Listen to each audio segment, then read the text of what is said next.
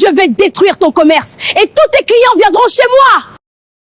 Je veux que son commerce échoue et que tous ses clients deviennent les miens. Prends ça et verse-le dans sa marmite pendant qu'elle n'est pas là.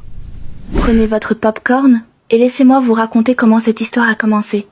Rien au monde n'égalait le goût du riz gras de Tanti Propre. Son plat était réputé pour être savoureux, parfumé et incroyablement appétissant. On disait souvent que quiconque n'avait jamais mangé son riz gras ne savait pas ce qu'était le vrai riz gras. Le riz était d'un rouge éclatant, parfaitement cuit, généreusement décoré de carottes et de haricots verts. Son parfum était si puissant qu'il pouvait arrêter les passants en pleine marche. Et une fois qu'on y avait goûté, il devenait impossible de l'oublier. Des gens venaient de très loin uniquement pour manger chez elle. Certains arrivaient dès l'aube pour être sûrs d'avoir une portion. Avant même que les autres vendeurs aient écoulé la moitié de leur marmite, celle de Tanti Propre était déjà vide. Les rumeurs allaient bon train à propos de son plat. Certains affirmaient qu'il n'était pas ordinaire. D'autres murmuraient qu'elle utilisait des ingrédients mystérieux inconnus du commun des mortels. Pourtant, personne n'avait jamais pu le prouver. Sa renommée était telle que son riz avait hérité d'un surnom. On l'appelait le riz gras des célébrités. Tanti Propre était une femme discrète. Elle parlait peu, se concentrait sur son travail et traitait ses clients avec respect. Toujours souriante, elle servait chacun avec soin. Son commerce lui avait apporté une grande prospérité. Depuis plus de 8 ans, elle préparait et vendait du riz gras chaque jour. Sa clientèle lui était fidèle et lui faisait entièrement confiance. La vie semblait parfaite, jusqu'au jour où Sylvia entra dans son histoire. Sylvia avait longtemps travaillé de nuit, mais les années avaient fini par l'épuiser. Son corps n'avait plus la force d'affronter les longues soirées à la recherche de clients. Elle devait trouver une autre manière de survivre. Cliente régulière de Tanti Propre, Sylvia connaissait bien son plat et en adorait le goût.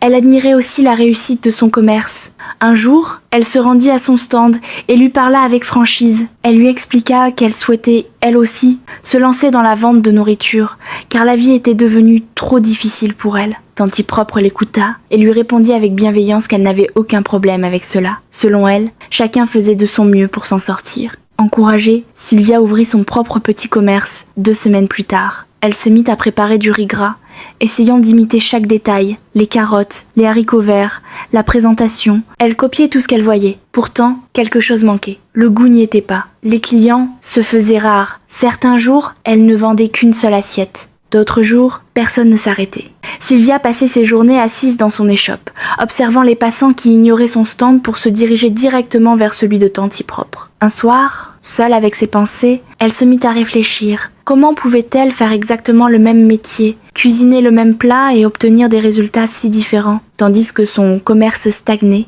les gens continuaient de parcourir de longues distances pour manger chez Tanti Propre. Sylvia en vint à une conclusion troublante. Ce riz n'était pas ordinaire. Elle devait découvrir ce que Tanti Propre y mettait réellement. C'est à ce moment-là qu'elle prit une décision qui allait tout bouleverser. Sylvia se mit à observer Tanti Propre attentivement. Chacun de ses gestes, chacun de ses déplacements l'intéressait. La nuit, lorsque le quartier s'endormait et que tout devenait silencieux, Sylvia se cachait près de la maison de Tanti Propre, dissimulée dans l'ombre. Elle était convaincue que le secret finirait par se révéler. Un rituel étrange, des paroles murmurées, un geste mystérieux, mais rien de tout cela ne se produisit. Nuit après nuit, Tanti Propre ne faisait rien d'inhabituel. Elle dormait paisiblement.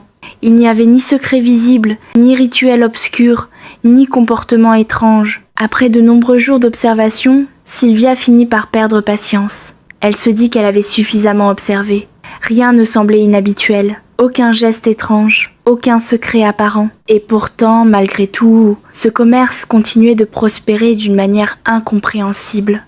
C'est alors qu'une idée sombre traversa son esprit. Si elle ne parvenait pas à découvrir le secret de Tanti Propre, alors elle ferait en sorte de ruiner son activité. Après tout, pensa-t-elle, elle ne pouvait pas être la seule à réussir. Un matin, Tanti Propre cuisinait comme à son habitude. Une grande marmite de riz gras chauffait sur le feu et son parfum se répandait déjà dans l'air. À un moment, elle entra dans sa boutique pour aller chercher de l'eau, afin d'en ajouter à la cuisson. C'était l'occasion que Sylvia attendait. Elle était dans les environs, cachée, observant chaque mouvement. Dès que Tanti Propre disparut à l'intérieur, Sylvia se précipita vers la marmite. Elle regarda autour d'elle, personne ne la surveillait. Elle sortit alors de sa poche une petite poudre blanche et la versa rapidement dans le riz avant de repartir aussitôt, comme si rien ne s'était passé. Tanti Propre revint, ajouta l'eau, remua le riz et continua à cuisiner sans se douter de quoi que ce soit. Ce jour-là, quelque chose d'inhabituel se produisit. Le riz de Tanti Propre se vendit encore plus vite que d'ordinaire. En moins d'une demi-heure, tout avait disparu. De nombreux clients restèrent sans manger. Ils attendirent, mais il n'y avait plus rien. Alors, pour la première fois, ils prirent une décision inattendue. Ils se dirigèrent vers les shops de Sylvia. Pour elle, cette journée était différente. Son stand se remplit de clients. Surprise, elle les servit avec un large sourire. Intérieurement, elle se félicitait. Son plan semblait fonctionner. Les gens mangeaient, buvaient de l'eau et la remerciaient. Sylvia se sentait fière. Mais peu de temps après, des cris éclatèrent. Quelqu'un se tenait le ventre. Un autre courait en urgence.